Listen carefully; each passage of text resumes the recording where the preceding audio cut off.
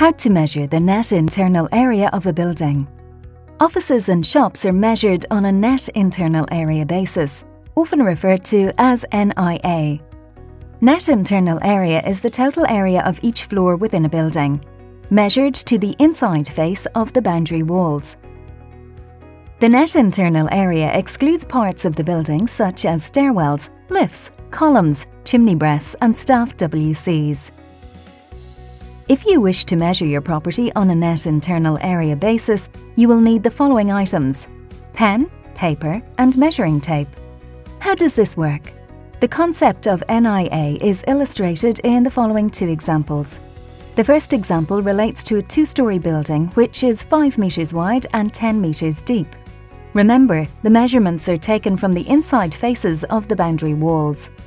In this example, the building is divided into a number of rooms by non-structural or stud partition walls. In measuring net internal areas, we disregard stud partition walls.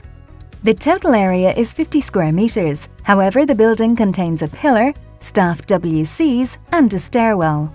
Each of these items must be measured and removed from the total area, thus giving a net internal area of 39 square metres for the ground floor. The upper floor must also be measured and recorded on a net internal area basis. The second example also relates to a two-storey building. The ground floor is divided into 4 separate rooms. Each room is separated by a solid structural wall as opposed to stud partitions in the first example. Each room must be measured and any excluded items must be removed from the floor area. In this example, stairwells and corridors are not included in the net internal area as they are separated from the rest of the floor by solid structural walls. Basement and upper floors must also be measured and recorded on a net internal area basis. As you measure your property, you should do a simple sketch plan and record the dimensions taken. In summary, all measurements are taken from the inside faces of the boundary walls. Basement and upper floors must also be measured and recorded on a net internal area basis.